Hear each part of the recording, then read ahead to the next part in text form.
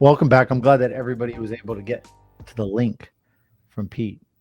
One thing we almost took away from him. That's right. The link, That's right. the link You Nazi. guys will not ever make the link mistake again, because as Craig says, I will overbear you with my aggressiveness. Humiliation for no appropriate reason. Yep. How's the energy right now? The energy's awesome. low, man. All right, guys, good. you guys seem like you're low ass energy right now. And No, I LAE. think, just gonna have to carry this shit like I got always some do. good stuff. Exactly. What are you carrying? What exactly are you carrying? Hook your wagon to mine. I got you guys. Hey, there's enough room in the back. Get behind me. You're cool. You can get on. Yeah, Come on you're on. cool. Jump on. I'll drag you through this. Typical now. Pete. I'm good as long as I'm in first place and I see y'all back there second. Hey, I'll you know use what, that. Dwight? Second That's a place good is repeat story. second place is a first place loser, buddy. That was All my the first friends place. be That's second, exactly third, what he fourth, said fifth. during the mastermind. Yes. I mean, if you're not first, you're worst. Well, isn't that from the Will Ferrell movie? What do they say about that? Oh God, what's the racing movie? God damn it. Talladega Nights. Bobby, Talladega Nights. yeah. Thank you. Talladega Nights. Gosh. Yeah. On air, and I'm making a fool of myself. What do they say about that? What do they say about being first in Talladega You're not Nights? first or last. Yeah, okay. first, I thought it was more profound than that. But Nope. Pretty much Second not. place is first place for losers. No That's pretty fear. profound. Like, let's go all the way back to the early 90s. Well, let's roll back, man. Let's bring it. I think that one of the biggest topics that we've been wanting to hash out is relating to this this hiring process, and I think everyone who all here is dealing with some hiring issues right now.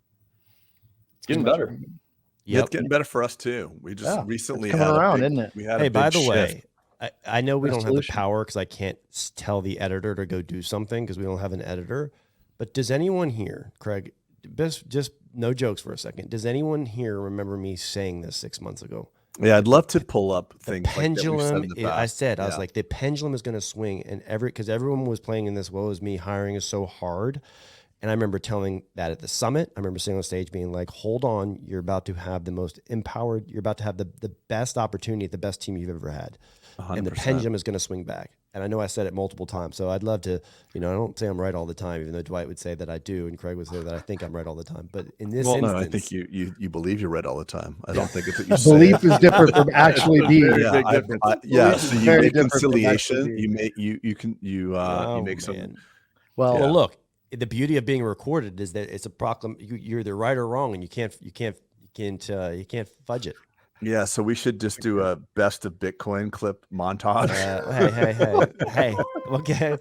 Again, Just the like, timeline. go in a needs to- million. hey, go in we're a the million. Peter reality. The Alternate timeline just reality needs of to be Peter. extracted. My timeline is just being extended a little bit, Craig. I know, It but always you is never just told a us, hair. hey, I'm prognosticating for 21-24. I thought you were prognosticating for 2024. His favorite thing Yeah. is to prognosticate, but we are on his timestamp, so it may be 40 years from now. Yeah. No, If I'm but ever it wrong, is- we just need to extend the timeline. Okay. Right. Maybe beyond our own All death, right. but this Enough is picking recorded. on so it'll Pete. be fun. I'm sensitive. Picking on I'm Pete sensitive. time. It's coming back. No, but it's All right. true though. I mean, as you have these big companies laying off, it's getting a lot better for us. And if you choose to look at the oncoming recession as something to kind of trim the fat and start laying off your own people, you're going to have them picked up by the entrepreneurial people that like us that feel a little bit better about the future.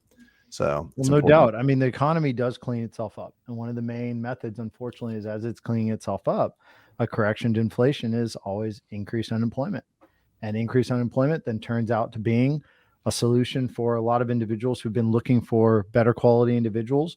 It also solves a lot of wage inflation and things to that nature. So we all, if you've held the line, and yes, I would say, and I'm going to speak this out loud because maybe I can be the only one, but all of us have maybe had to hire to hold a position, to fill in a spot, knowing that Everyone did for the past 2 yeah, years, Dwight. and knowing that in why did many, you many hire her? ways, Why did you there's hire no way that him or we're going her? to be able to maintain that person at that pay. That's just not going to be okay. Well, And how that's many okay of to us say just it. check the box? It's a warm, it's someone I needed. I hear it all the time. Well, I just needed somebody is what I hear. Right.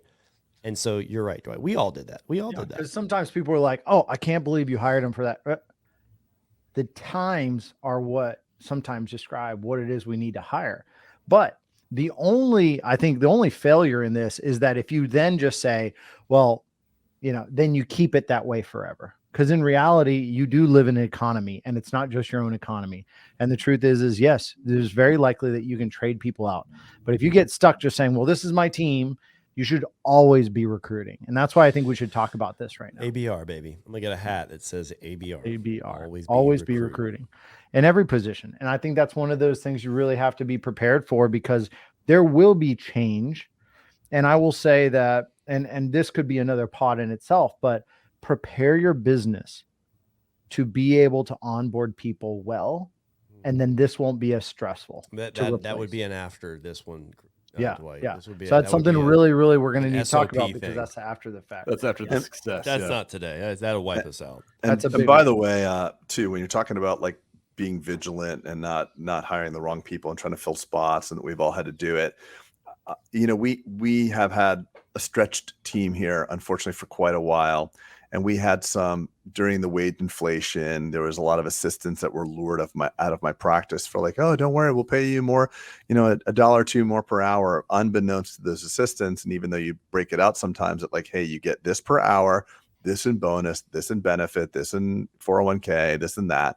And still, oftentimes people will make bad decisions because they say, well, I can't count on the bonus, or I can't count on this, and they'll leave for $1 more per hour. Some of those people now are coming back around and be like, that was not the opportunity it was cracked up to be. And I'm really thankful that the leaders in the practice are not allowing some of those subpar people to come back in, because they know you're going to get stuck with them, and it's going to be hard on your team for a little while. But it's better to stretch and make it through as a team and divide up whatever resources you have between the existing team than pull on that body, because those bodies are sometimes really costly, or bringing someone back that was never a really good fit. I think that's really important. Do you bring people back that you felt were talented? I would. Yeah. I do too. I just had some that recently. They left on good terms, but they left, right? And that never feels good to be the one broken up with, so to speak.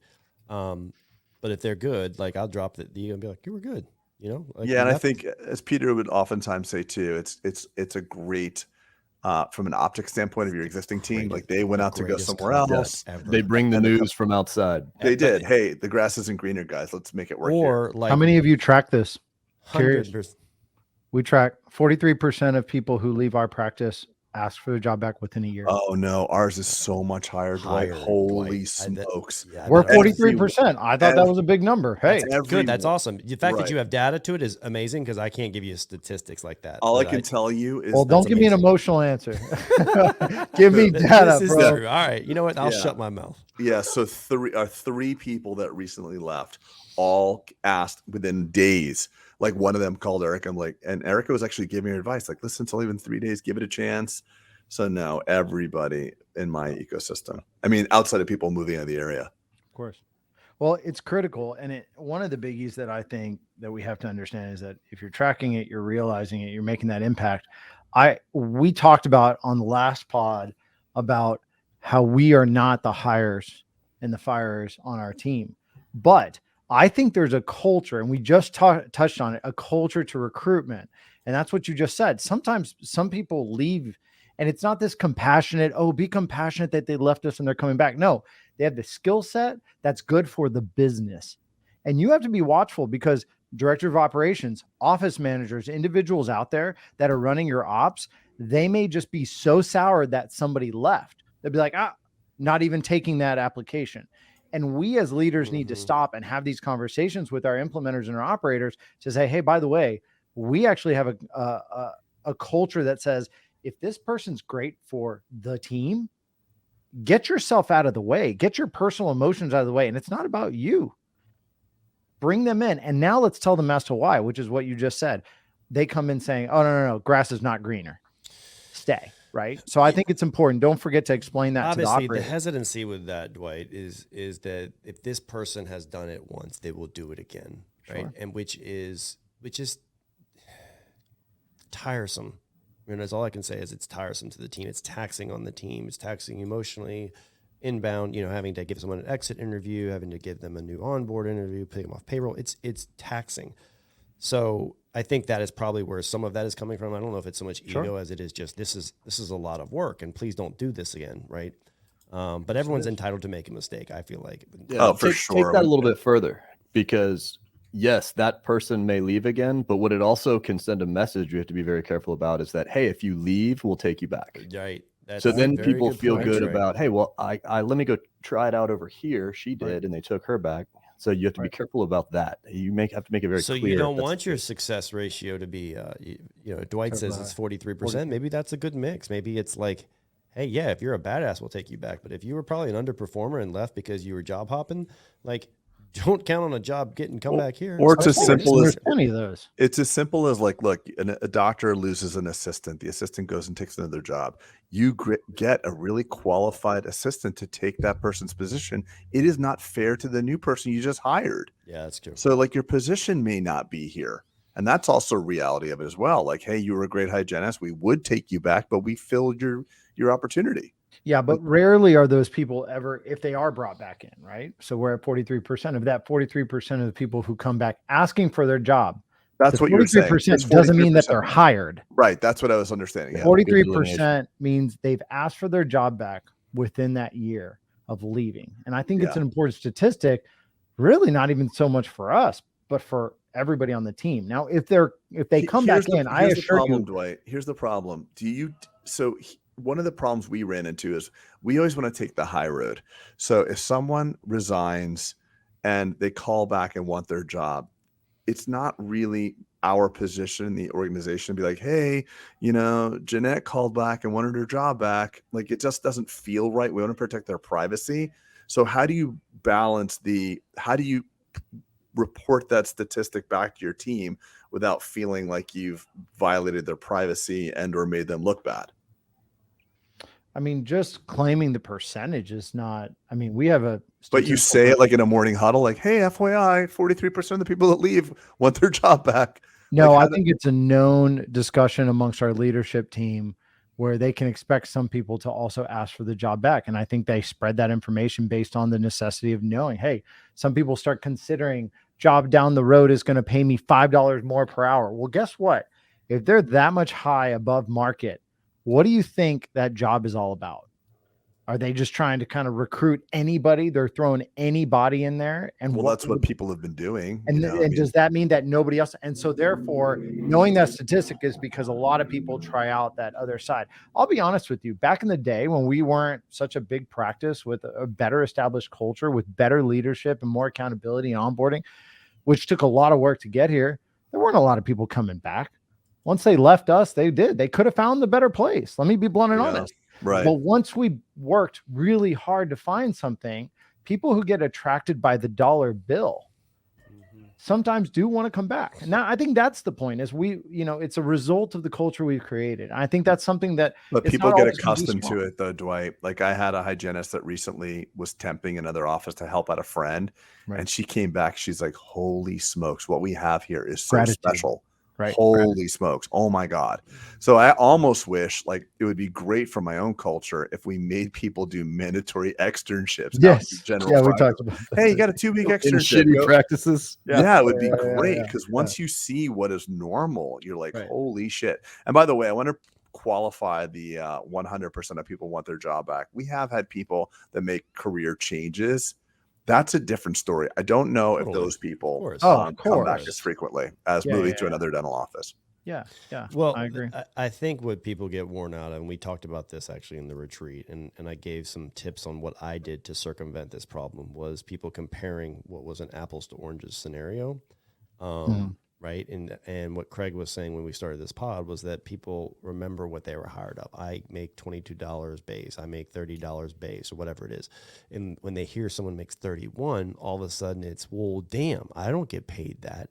But in actuality, they more than likely do in all of your ecosystems and probably the people listening to this. So it's not a fair comparison. And I gave, again, the tactics of what to do and what we have instituted quarterly to kind of circumvent that problem and make people feel better about what they're getting, because it's far more than what they were hired with.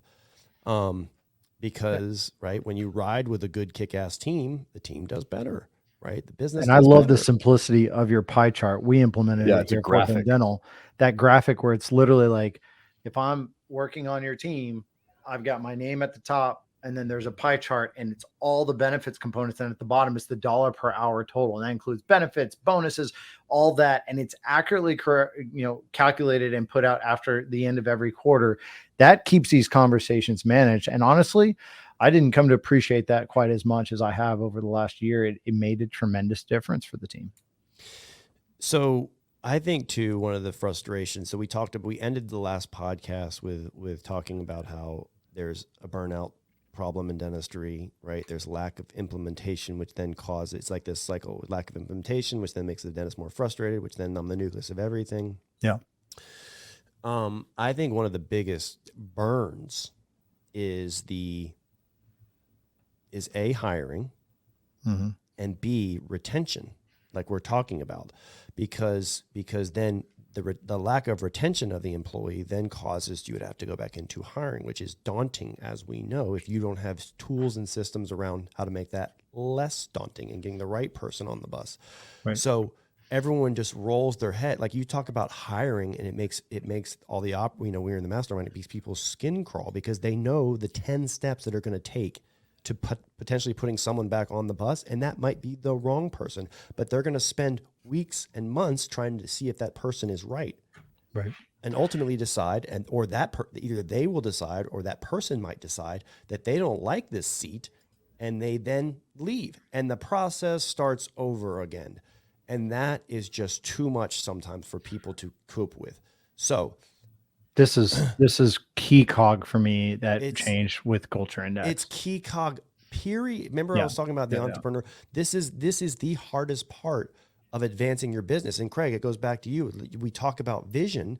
So much is predicated on getting this right, because it will make the vision of what you're trying to do happen so much faster with so much less. That's why we go through it on the Bulletproof pathway. It's not that we stuck a bunch of shit up on the board. It's like, go through this pathway. It works. It's get your head right, get your vision right, get it planned, then start implementing. Build your team. Implementation, then start learning how to hire, right? Building it. And so this isn't hocus pocus. It's a methodology, as Dwight likes to say. Yeah. The problem is, though, is like we talked about before, it's like the work, it's just the 5 easy steps. People don't want to do the work. And even with my own physical fitness, I don't feel like that's true, Craig. I think that there is at the very first level of decision of what type of practice you want, there's so much that people don't even look at. When you say people don't want to do the work, unpack that a little bit more. So, because look, let's be honest. High school was hard. College was hard. To get into dental school was hard. People are willing to do work. It's just better said they want a shortcut. So what I think is because they didn't have a shortcut getting to where they are. So look, I went to Dwight's practice. I went to another practice all in one Monday. I saw 5 locations, right, guys? Yep. And each one was breakdown of which. So you saw 2 of Dwight's. So I saw 2 of Dwight's, 2 of Trey's, which are, both of Dwight's were different. Both of Trey's were different. And then I saw an entirely different model, an entirely different owner, and an entirely different model. Okay. Outside of people being treated for their teeth, there was absolutely nothing similar about their businesses whatsoever. Great point. And I think that people that are listening are like, dental practice, that's it. It's a dental practice. And it is not. Yeah. Think of it as a restaurant. All restaurants will get you full. But look at the disparity in business models. Some people need to get Chick-fil-A because they have 4 minutes. And some people they're celebrating their anniversary. Both restaurants, and people are not willing to do the work to describe the new restaurant they wish to create. This is my favorite analogy you've ever done, by the way. So that makes them, it's like we're all chefs. A lot of appreciation from Pete. Yeah, it didn't go unnoticed. But I don't want to lose my train of thought. So it's like, as dentists, we're all chefs, we're all artists. And they say, how did you build your restaurant? Yeah. Well, I wanted blah, blah, blah. What, how many square feet was it? Well, what are you serving? Are you hot chicken sandwiches? Are you filet mignon? What are you doing? And we all don't want to do that work because someone along the way, maybe it was, our supply house or something like that, but they told you, dental office should be 4 operatories and you need 1.3 of this and 1.4 of that. It's not a formula. Yeah. What's the formula for a restaurant? If you go to your restaurant tour buddies, and I have several, say, how many square feet did you decide upon for your restaurant? Well, I'm a coffee shop. Oh, I didn't know you're a coffee shop. I thought you were an empanada store. No. So they're totally different. They're totally completely different. And what we get is we get dentists just saying, I've never been to your restaurant, I've never eaten your food, I've never experienced anything about it, but I've heard it's kind of cool. I saw the pictures on Google. How'd you build that? And that's the work that people don't want to do. And we're doing them a disservice. Any of the four of us are doing them a disservice if we say it should be 13,000 square feet, 18 operatories, one oral surgeon, one peri. We're going to lead that person right into failure. Yeah, that's a good point. But you know what? There's nothing more frustrating, and I think that's why I crush you so much, is that someone will ask a question, you'd be like, well, and you'll ask like, the more questions. And my gut, Craig, is always just like, well, this is what you should do. Right. And so I'm not saying I'm right and you're wrong or vice versa. I'm just saying, like, it's so frustrating sometimes when someone is desperately in need of answers for them you to answer the question with a question. Right. But if you really want to help people, you want to get clarity, because everybody has their pain point. People have a tendency to diagnose themselves. And by the time they get to the question, they already have a diagnosis. I do not have a good team. How do you hire a good team? Well, what is a good team? Someone that shows up on time and works for $14 an hour. Okay, well, that's not a good team to me. It's the Alice in Wonderland quote. If you don't know where you're going, any road will do. And it's You're in lost. our profession, it's really, really at like epidemic levels of that. So every question forces another question. If I'm really trying epidemic levels of what? Of people wanting the 5 easy steps of not examining where you want to go, because let's face it, we all got into dentistry. We wanted to help people. We learned a recipe in a scientific form of how to help people. If this, then that. If that, then this. And then we're thrust out and we're like, oh shit, I'm a small business person. Wait, what is this all about? What is withholding? What is that? What is marketing? And it's frenetic now. It's like, and there's so many voices in our industry. Like, here's the 5 easy steps. We'll build your office for you. I can name names, but we don't have to, but like, we'll get you off the ground. And they're building these cookie cutter offices when everybody's different. This type of dentistry, if a patient goes into any of our 4 offices, they will have a different treatment plan from all 4 of us, and all of them are right. So even like, it's like you go in a Chick-fil-A, they're going to give a chicken sandwich. You go into Morton's, you're going to get a steak. You're going to get whatever they have, but you can't want to be a Morton's and build a Chick-fil-A. That's it. And it's very frustrating. So the first question is, what type of dentistry do you want to practice? And that's a really important question. Trey, as you joked about in the intros, he is a bread and butter or basic restorative quadrant dentist. If he meets people that need all-on-4 FMR, they're probably going to get referred out or be, pushed along down the road. They meet Dwight, they're going to get an FMR. They meet one of my guys, they're going to have it. So is one right or wrong? And that, by the way, that patient will be super pissed off. If they go to Dwight, they get a $40,000-$50,000 FMR. They go to Trey and be like, yeah, I'm going to do some crowns and make some partials. I'm like, who's right? Why did that guy want to charge me 40? I'm going to get it done with Trey for 15, and they're pissed. Yep. Is one wrong or right? No. So we're not talking about the nuances of did I lose all you guys? No. We're hearing you. No, it's yeah, just a you're lot of thought. But let me be the process controller and let's pull it back to the topic. But that was I did love that analogy though, just for the record. I think that was really great. good. Like, and it's very real and it's very correct. And most people operate without that. That's the hard part. Well, it's hard for us to try to help them that want to actually sit down and plan out, hey, this is where I want to go, or even figure it out. But I mean, kudos to you, Trey. Like doing, your model, you can take any dentist that has a degree and a nice personality and good hands, and they will be successful. You take that same dentist that works in your facility really successfully, drop them in here, they might freak out. I have dentists that are 12-year tenured and they come into this organization, they feel like they're not good. It's very intimidating. And I have to tell them, no, you're actually really good. Well, they're doing that, all on X and FMR. I'm like, you don't have to. We don't have, every patient that shows up here is not an FMR all on X. Right. So it's like every, a dental office has to have its service offering, like what it's going to do, what type of dentistry you're going to do, paired with a retail avatar of what consumer you wish to attract. Because if you're an FMR trained dentist, but your office looks like you're selling, single tooth dentistry or doesn't function well, you won't be able to do your craft and you'll be burnt out. And I think that no better way to connect that to the components of recruitment is when we even got to the point where we were saying, hey guys, let's talk about recruiting an operator, for example, in the mastermind in Cabo. And the consensus in so many ways was Implementer. an implementer. Do not bring in somebody in dentistry. Right. And for a lot of us, I don't think it was an option, meaning, and they didn't even think that was an option. Yeah. Meaning it was so straightforward and expected to be the answer. I need a hygiene, an RDH, an RDA, an office manager, a front desk person. Like that was, and that's how standardized a lot of people see recruitment and dentistry. And it links back to kind of what he's saying. I don't have a vision. I don't really want to know what I want. But at the end of the day, don't get stuck on the title. Don't get focused on all these other items, but more importantly, realize you've got other options out there. And I think in recruitment, so much of us get stuck on creating such a small funnel because this is all we do. We think that dentistry is just this magical business that you need to have experience in, and it's just a different widget. Yes, I understand we provide clinical care, but at the end of the day, the stuff that leads up to that is the same as all business. It's just a different widget. And so your advice was, Dwight, is well, I need to hire someone with dental experience, right? And the answer was no. As a matter of fact, it's probably preferential to get a fresh set of eyes for implementation, because the stuff you need implementing, thank you, is not the stuff that is clinical.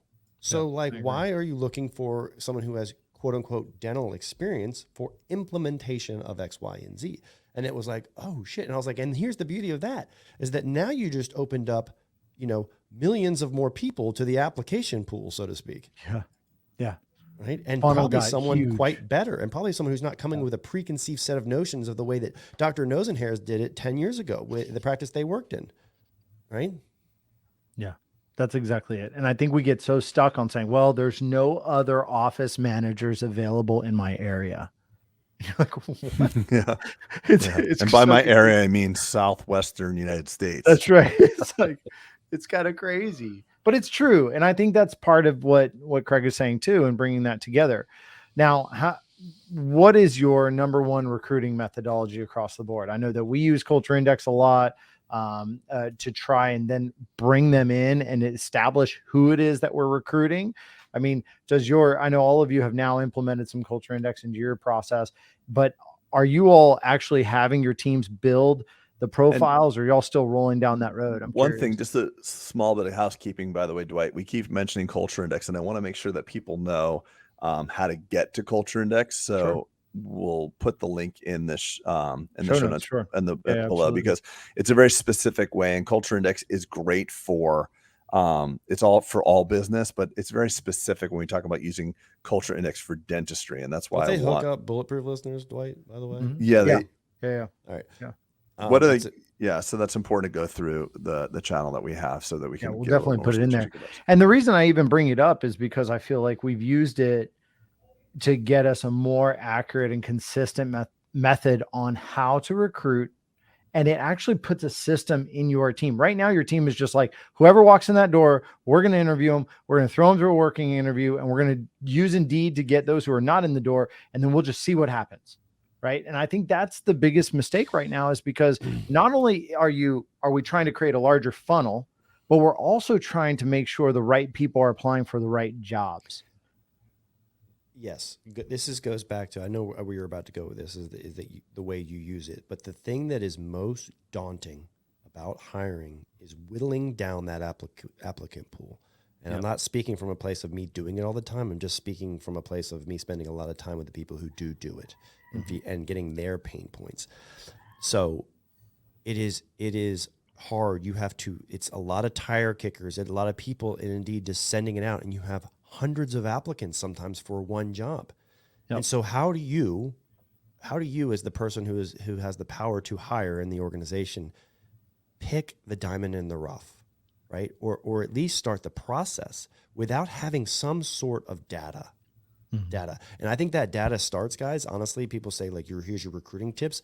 I think it starts too on you filming videos and giving the culture of the practice. Yep. People who are not A performers will sometimes weed themselves out of that application pool. For sure they will. Meaning For sure. that if they see, well, that's what the office looks like. Look how It's polished too they are. intimidating to go apply there. Yeah, Yeah, like I if agree. you're not Yeah. if you're not a major league player, please stay in the farm league. So to They'll speak. they'll know though. They will know. So that self-select. self-selection is sometimes help. But for That the helps. so that is one tip for the hiring is allowing people that it's not open for everyone. It's only open for here. I think video portrays that. I think good social media portrays that. If you don't fit this kind of culture, because we're not gonna. You have to protect the house. If you're not, you're not Actually, gonna let someone come in. I would argue one particular item on Now that I lost my is, train of thought, Dwight. I know, but it's not just that. It's not just the fact that they're weeding themselves out. It's that you're making sure that those who are inflexible and don't want to grow, that are stuck in their ways, do not show up in your environments. That's the bigger thing that you're avoiding. You're attracting people who are excited to be a part of your environment, not just. I'm not talking about that's down the way, and I hear you on the problem. Like that's going to be a problem. I'm saying I'm giving tips and tactics. Yeah. For hiring. Recruitment of top talent. Yeah. Down the way, we'll get to that down the way, Dwight. I think you're right that you need that because of what you just said. So all those things weed out those people. I agree with that. So but step I think one a more is- important thing to say is it attracts the top talent as well. So A players bring in A players. Yeah, B that's players that's bring in my C players. that's my ace is my team recruitment strategy. So in our office, we have number one, we have a pipeline program. So if you have no dental experience whatsoever and want a clinical job, you can come in as a sterilization assistant, and we will train you to do that job. And then the hygiene team will train you to become a hygiene assistant, train you to do x-rays and perio chart. And then from there, the assistant team will move that person up. So whenever anybody starts as a line level employee here, and in full disclosure, Erica was started in sterilization. You go there, but you don't have to just stay there. There are people that have stayed there for 7 years, and there's people that have to stay there for 7 weeks or 7 months. Right. But it's this idea that you can move through, and the idea of paying people and encouraging our team to refer. So we have a bonus system, and I really like what Dwight said at the mastermind. We pay a bonus system, but you don't want to pay it all up front. It should be staged. So as Dwight, you were saying at the mastermind, maybe pay half of the bonus at 30 or 90 days, or maybe 6 months, and the other half at a year. Because anybody can kind of drudge through it, make it, 60, 90 days. Anybody can make it. Yeah, but Dwight has systems in place that, through his culture index and things that basically that person's not going to even get an interview. Oh yeah, but unless they have checked the box with 80% of what the job they're looking for is, right? So that's the data. I have said this 100 times. I'm going to say it again. It's the money ball. If you haven't watched that movie, it's the money ball for dentistry, meaning putting the right players on the field is sometimes very analytical. And in a space where we didn't have data, like Craig, we talked about in the last one, now having data is a superpower, and it can propel your business way beyond what you think, I think. So the right team. And go ahead. I was going to touch on that for sure. Go ahead then. Yeah, go ahead. It's not just the fact that obviously you get the right person. And so what he's alluding to is that we use Culture Index's platform to not only everybody has their own profile. It gives us our strengths, our weaknesses. We balance our teams based on what those teams need. What are some weaknesses in the teams that we need strengthened up? And so we build a profile specific to the position we are hiring for, not just in the traits that make them good at that job, but also in making them fit the team so that the whole team gets stronger. Then we let people take the culture index before we even interview them. If they don't hit at least 80% of that profile, we're not even interviewing them, much less are we putting them through a working interview. So if you have 40 people apply to a job, you may only have 8 or 7 that are actually within that. Yeah, you may have 4. Well, guess what? After using this for so long, the one thing that surprises me to this day and just is the one, I guess, side effect that I did not realize is that my team does not hate recruiting anymore. Yeah, I was just because they're not interviewing 50 people. So for I one was job. talking about the burnout thing earlier. That's right? what I'm talking about. And so it's not just your burnout, because you can vicariously feel burnout from other people, which then you carry it with you as the owner operator. Yeah. Right. And so when someone is excited, potentially, let's change the narrative. Oh, hiring is the worst. To I'm excited because I get to architect and meet someone who could be a thoroughbred. The narrative changes as opposed to I have to put someone on the bus versus I get to now maybe hire a thoroughbred. And so you're saying it's not so daunting because now you have 4 people that are technically qualified from a data standpoint of who they are to possibly be there. And now they're the only ones who the HR or your hiring department needs to kind of deal with. And that, my God, is reducing so much friction in this process that it's just a game changer. Yep. And they literally look at it as I get to recruit a person that's going to make this team better. What a totally different world, right? Let's bring in somebody and try them out. So I think that's why. Trey, do you offer a internal referral bonus for hiring teams and friends of team members? We have in the past. I've gotten away from it, and I will tell you after that mastermind, we're putting that right back in place. Yeah. So Dwight, you obviously have it because Craig gave that story. Craig, what is the dollar amount that you give? So we have historically always done $250. When we had a major pinch in our difficulty hiring people just recently, a couple months ago, we amped it up for like I think a 3-month period to $1,000. Excellent. So my rationale was I was looking at my Have Indeed. you reduced it? Yeah. Oh yeah. Why? So no. I'm sorry. We've hired the people. So we have not reduced it. It goes all the way through until those jobs are all filled. So you've kept the incentive the same. Just until we fill those positions. I'm not busting on you. No. I know. I didn't tell people. I put an end to it. I'm like, we're a lightning round, so to speak. Yeah, I think it's good to $1,000. fluctuate it. I would actually say, I mean, this is just me. I don't know what ours is actually. I think it's $500, but I love that the $1,000. I think 4 digits gets someone's attention. I think 3 does not. And if someone's like, damn, I can make $1,000 by hustling and side hustling to get this thoroughbred that I know is my friend that's unhappy at X office, I'm going to actually go to work. $250 might not get me off the start line, but $1,000 is real money to anyone. Let me tell you where I got it from, though. I was looking at my Indeed bills, and I was spending 100%. Every week $3,000, $4,000 every week and a half, 2 weeks. Major money. So what I always think of, and I talk about this with my team a lot, I say if there's any service that we're using that you could perform better, I'd rather and save us money, I would rather pay you to do it 1,000% than pay some stranger. So it's the same thing as that. I say, so if you see we're paying X dollars for insurance verification, you can do that plus your job and you can save us money. That's great. The only difference is just like any other vendor, if I don't like that particular service that you're doing, I have the opportunity to withdraw that service from you. So you don't lose your job, but you lose that upside. So if you want to clean the office, go for it. Clean the office. How much is it to clean the office? I'll pay you, save us money, and we'll do it. But if at any given moment you don't do a good job cleaning the office, you don't lose your day job. You just lose that side job. I think it's important to talk about. I think it's the smartest money you've spent, meaning the delta from $250 to $1,000 on your people is, I think that difference is probably probably the best marketing / operational money you've probably ever spent. And I'd love to hear. But you do have to put so in full disclosure, it's titrated out over time. I made a mistake. Everybody, you get it at 90 days. So during the mastermind, I realized don't give it at 90 days. You can give half at 90 and half at maybe 6 or 7 months. Even for us, I just want to be very blunt. Like it's not for us, not a recruitment bonus. It's a recruitment and retention bonus. If I'm going to give you $1,000, I'm still going to say it's $1,000, but you're going to get 500 at 6 months and 500 at 1 year. Why? Because your job is not just to recruit, it's to make sure they feel good in this environment and that they're learning and that they're And by the way, having a buddy inside the office is massive to your integration. I mean, all of our hygienists have been brought in by friends. So they tell you the good. It's not all roses and sunshine here. There's difficult things too. You're going to work your ass off. It's going to be hectic. We have high level patients. These patients that we have are not normal people. They're high net worth, they're demanding, and it's not all easy.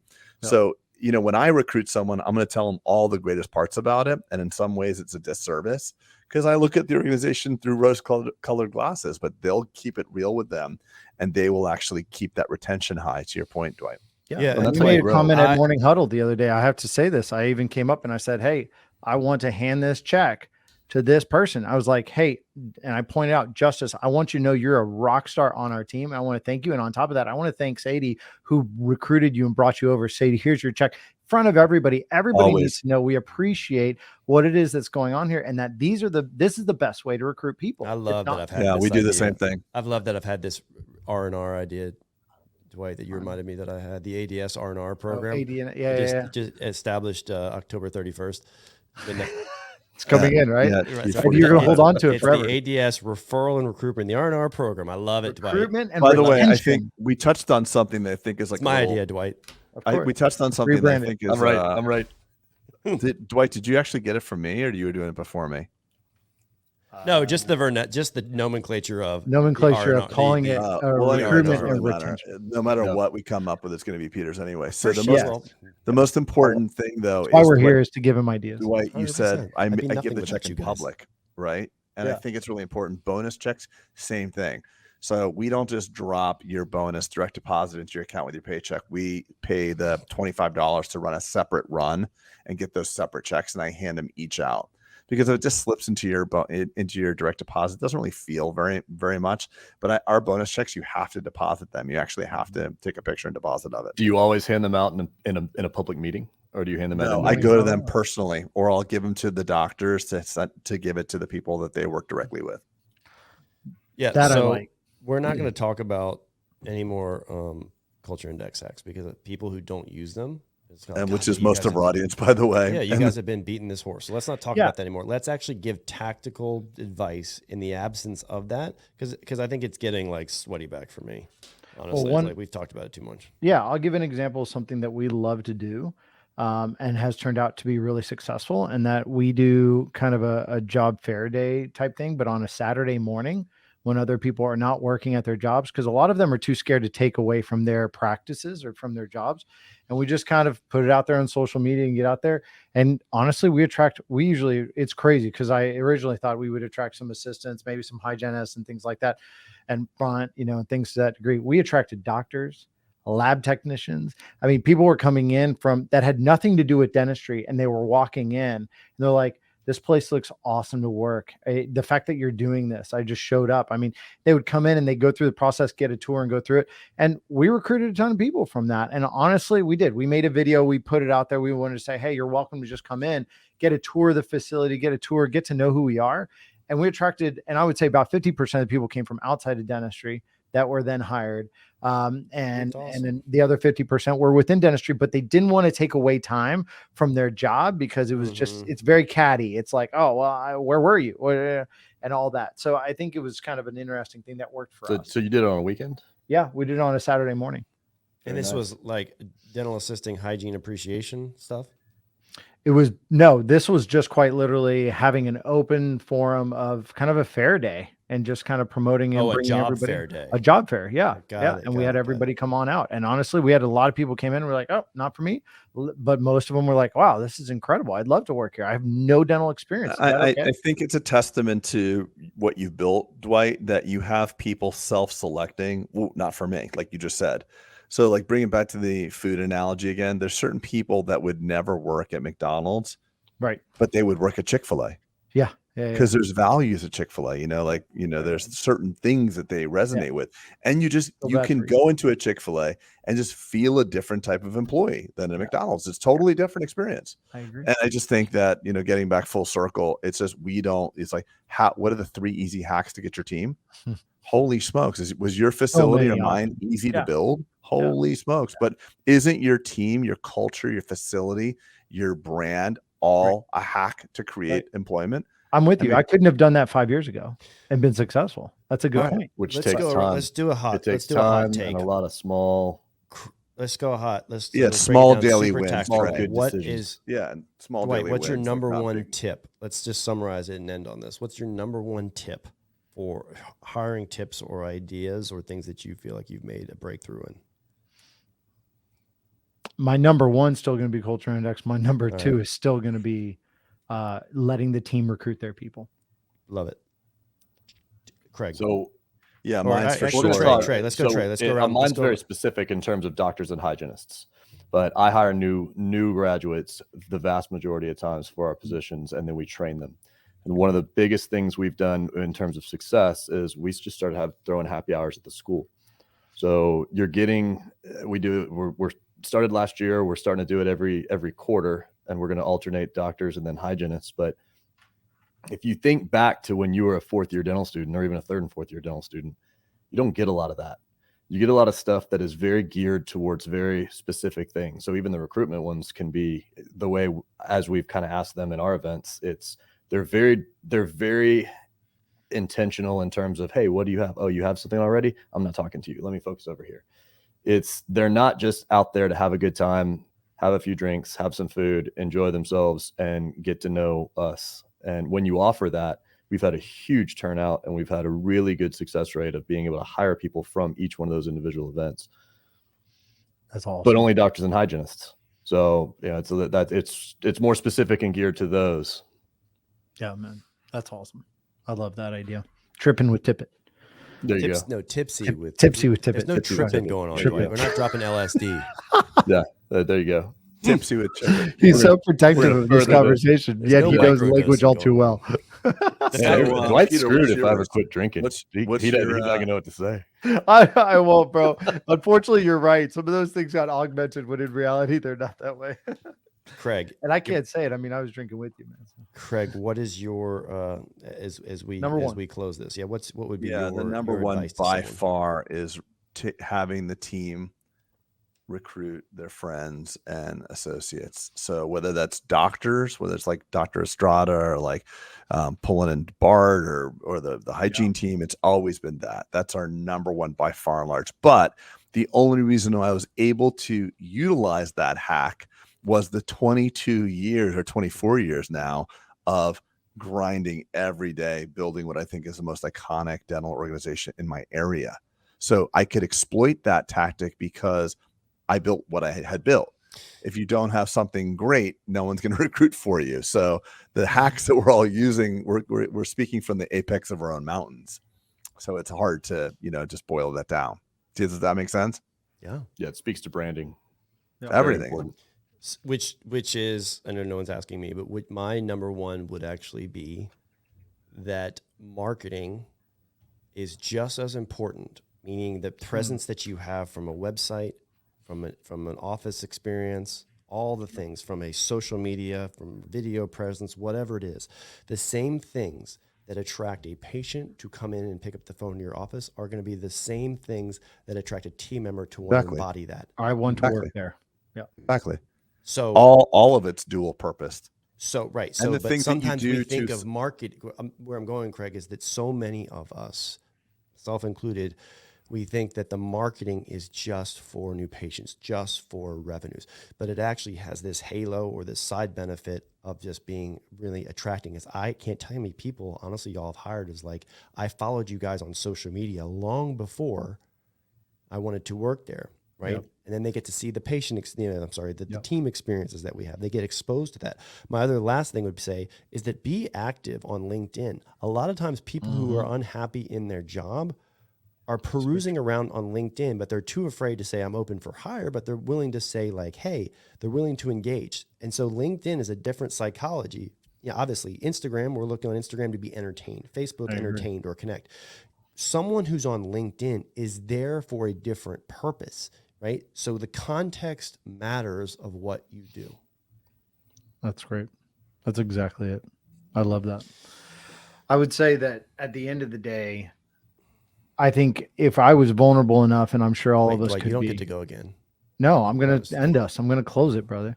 Is that early on, and that's what a lot of people who are listening are realizing is early on when you're building a practice, you got your C people attracting C people. Then you get to the point where your B people attracting B people, and then your culture attracts A people because you got A people, and that it's all part of building a practice. You don't recruit people, and they don't just show up because you're amazing. It takes more than just us to do it, and it takes incredible facilities and marketing and branding and getting out there. We all know why we go shop places or go to places or eat at places because of their brand, because we want to be a part of that. Well, we've got to create the same thing if that's what we're going to do for recruitment. And it's no different in any other business as it is in dentistry. And if also you- to Go sorry, ahead. Peter, one more thing. It's also we're sitting here, and it was really hard at first. I had a lot of really great people leave me early on in my career, just because I wasn't the type of boss or leader that people wanted to be around. So it wasn't like poof, this all just happened. It's a lot of failure along the way. And if you're failing currently, it's not your final failure. This is a time for you to take inventory, realize where you need to improve your skills, and get that help. We got no training in dental school, none for any of this. So this may be your first lesson as a new dentist or even as a seasoned dentist in how to do this. And in our mastermind, we have people that are my age. One of the guys graduated school with me, Stefan, and we've been out for 24 years. We never had. He's getting his information right now. So it's no wonder we need help, and no wonder that it just doesn't happen through osmosis. I totally agree. I completely agree is what I was trying to say right there. What I would recommend everyone is, if you're evaluate as you're listening to this pod, evaluate your own process. It's not going to be Dwight's method or Craig's method or my method or Trey's. Evaluate it. Where are the pain points? What sucks in your process? And start there. Sometimes hearing all these things, oh, they just said 5 things. Start somewhere. Start with the pain point in your process. Evaluate that. Fix that first. And we're going to end with some good music here. Oh yeah, this quiet storm. I wish I had some drums. You don't need them. You got them. Dwight's gonna do some beatboxing for you. All right, everybody. Hey, Bye, guys. Nice to see y'all. Thanks everybody for tuning in. We'll catch you guys next time on the Bulletproof Pod.